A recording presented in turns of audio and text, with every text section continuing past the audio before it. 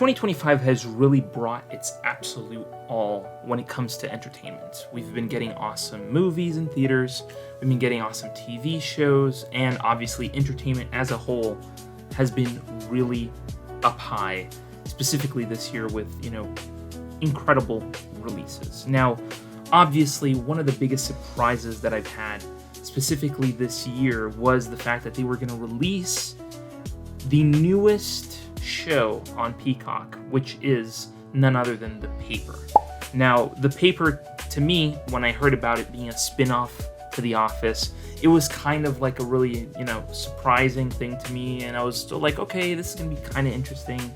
I saw the trailer, it looked okay to me, and then I saw a clip recently that kind of like rose my interest in that show. So obviously I will be watching that. But before I can even talk about that show, I have to talk about at least my favorite TV show of all time, and that's The Office. It is really hard to talk about TV shows and say that they're the greatest of all time and not put The Office in there. And The Office stands like the test of time, literally. I mean, the fact that this show has gone off air and it's been almost 13, 14 years already since the show went off air, and it's still extremely popular. People love to watch it.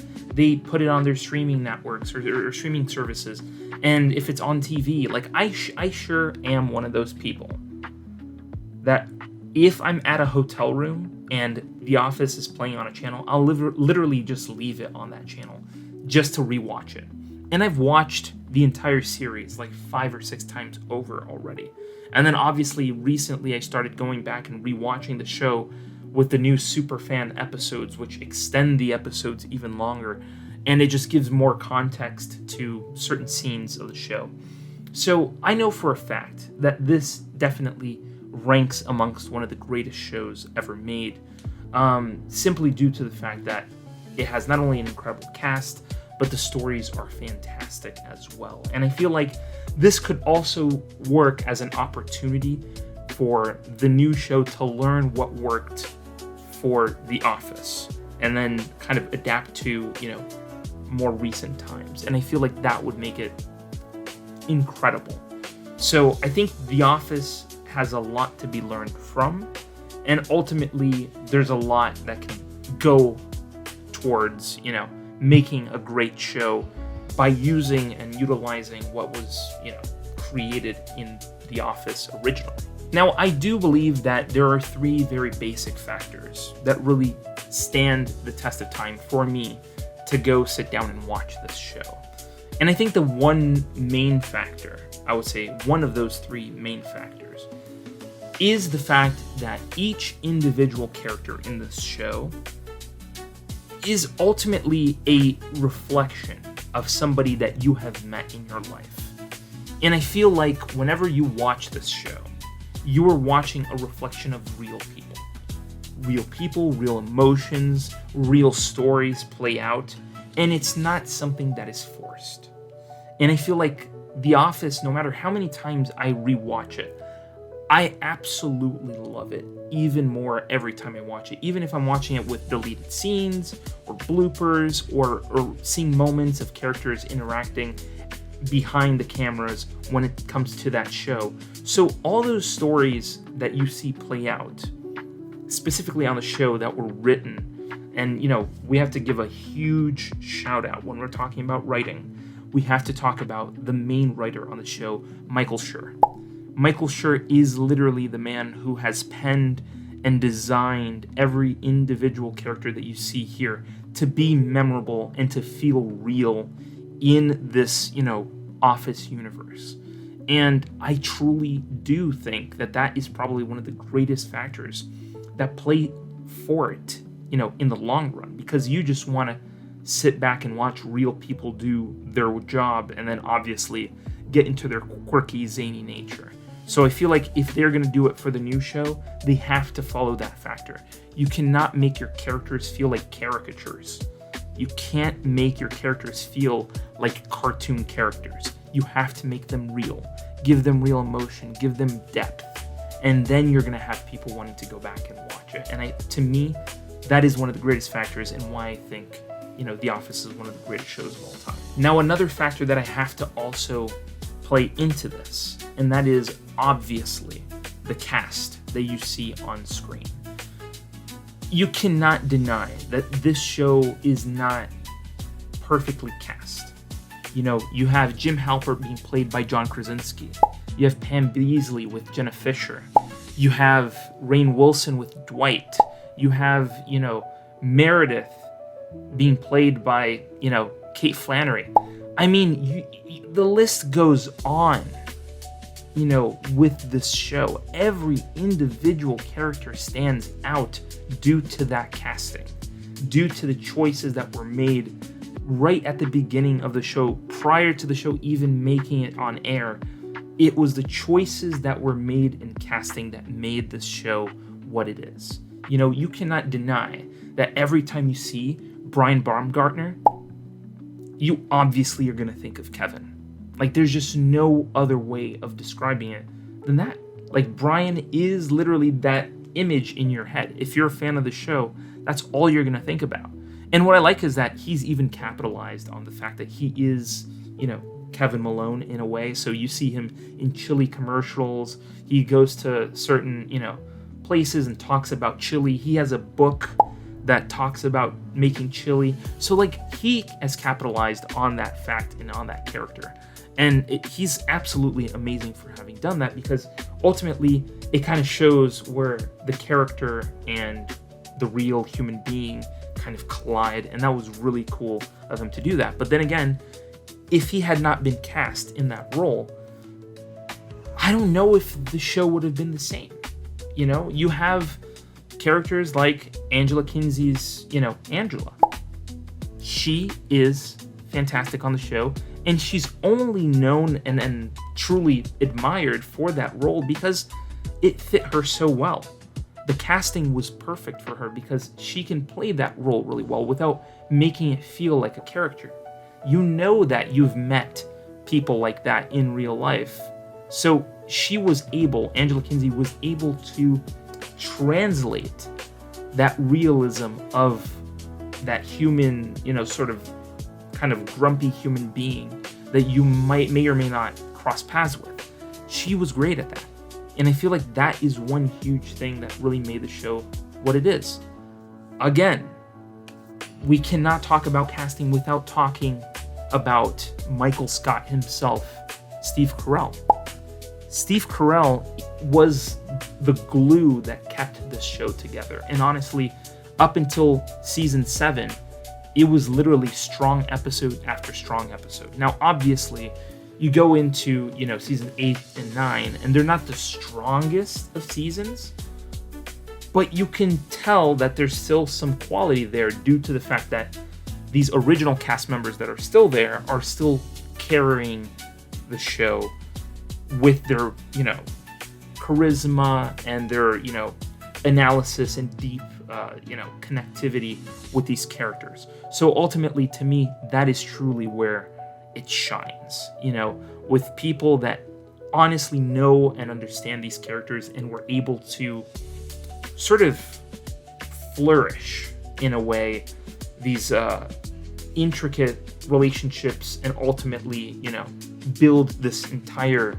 span of stories through 9 seasons and truly, take this amongst one of the greatest shows of all time and actually make it that in and of itself a staple of why people love this show. And I think the third major thing that I think really set this show apart from other shows that are just trying to be funny or forcing themselves to be funny is that even though you have, obviously, of the other two factors, even though you have really well-written characters, you have fantastic casting for the show, but you also have moments that stick with you in the long run. Memorable, impactful moments that truly resonate with you every time something happens in your life. You're like, I know that because that happened on The Office. very simple things.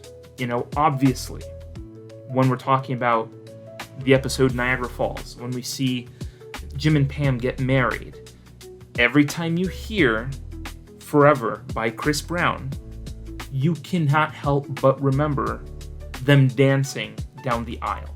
You just can't help but remember that. That's an impactful moment. That is something that sticks with you. You're going to go to somebody's wedding, they're going to play that song, and as you're sitting there watching these people dance, you're going to be thinking on the back of your mind, I remember seeing that on The Office.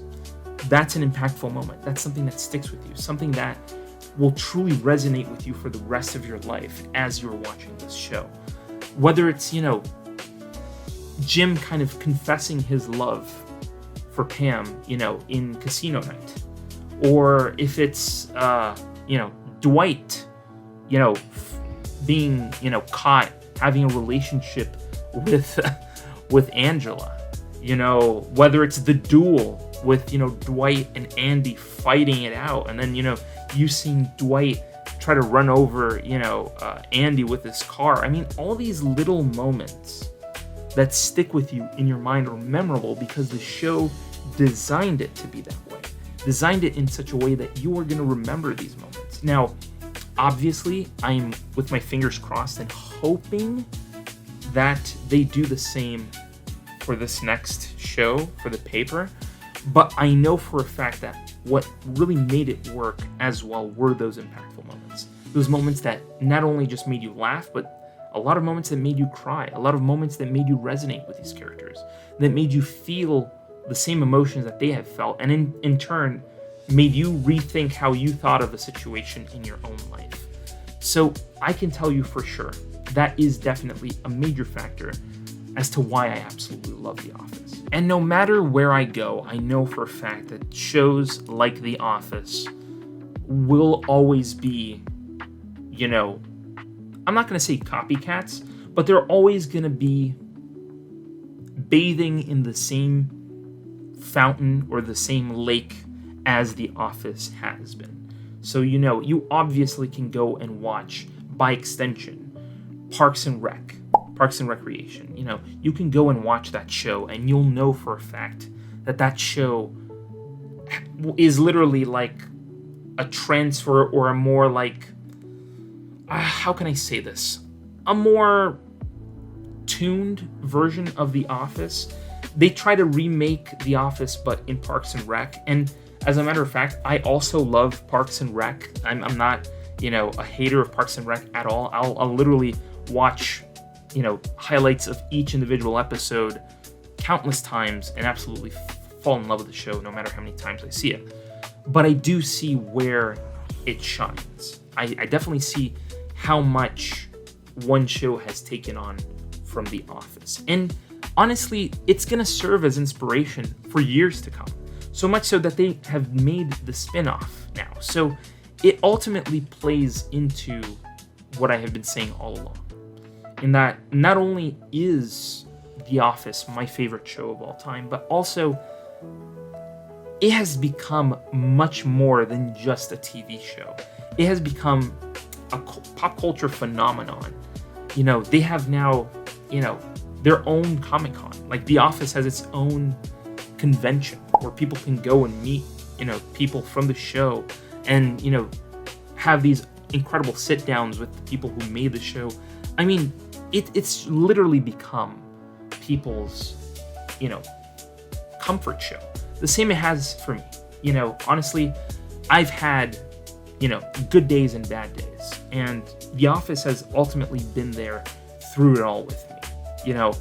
Days that, I don't feel like getting out of bed and that sort of thing. And then at the end of the day, I sit down and I watch The Office and it kind of like revitalizes you. It kind of like, truly like uplifts you in a deep way that it's hard to explain to some people, but I feel like everybody has their own comfort show, and I feel like The Office is that for me.